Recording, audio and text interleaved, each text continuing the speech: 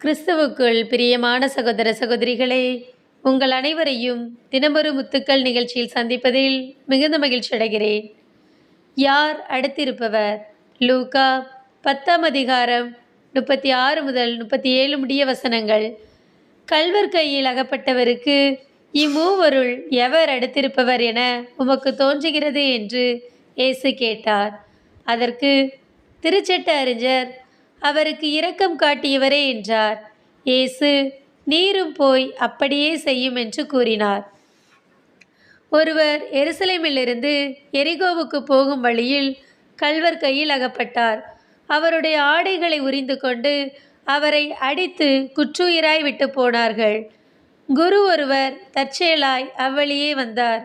அவர் அவரை கண்டதும் மறுபக்கமாக விலகிச் சென்றார். அவ்வாறே லேவியர் ஒருவரும் அவ்விடத்துக்கு வந்தார். அவரும் அவரை கண்டதும் அவ்வாறே விலகிச் சென்றார். ஆனால் அவ்வழியே வந்த சமாரியர் ஒருவர் அவர் அருகில் வந்து அவரை கண்டபோது அவர் மீது பரிவு கொண்டார். அவரை அணுகி காயங்களில் திராட்சை மதுவும் எண்ணெயும் வார்த்து அவற்றை கட்டி தாம் பயணம் செய்த விலங்கின் மீது அவரை ஏற்றி ஒரு சாவடிக்கு கொண்டு போய் அவரை கவனித்து கொண்டார். மறுநாள் 2 தெனாரியத்தை எடுத்து சாவடி பொறுப்பாளரிடம் கொடுத்து, இவரை கவனித்து கொள்ளும், இதற்கு மேல் செலவானால் நான் திரும்பி வரும்போது உமக்கு தருவேன் என்றார். பிரியமானவர்களே, இந்த உவமையில் யார் அடுத்திருப்பவன்?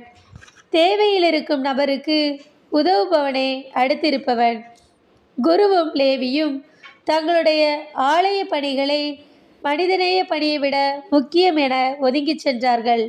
அந்த சமாரியன் அடிப்பட்டவனை கவனித்து அவனை காப்பாற்ற தனது நேரம், பொருள் அனைத்தையும் இழக்க துணிந்தான். அவன் யார் என்பதை குறித்தெல்லாம் அந்த சமாரியன் சிறிதளவும் யோசிக்கவில்லை. அவனுக்கு உதவி செய்ய வேண்டுமென்ற எண்ணம் மட்டுமே அந்த சமாரியருக்கு இருந்தது. தன்னுடைய பயணத்தை குறித்து யோசிக்கவில்லை. எனவேதான் இன்று நல்ல சமாரியனாக உயர்ந்து நிற்கிறார்.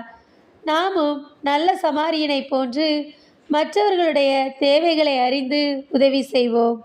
அன்பு இறைவா, நாங்கள் சந்திக்கும் நபர்களின் தேவைகளை அறிந்து அவர்களுக்கு நல்ல சமாரியனை போன்று உதவி செய்ய எங்களுக்கு நல்மனதை தாரும் இறைவா. ஆமேன்.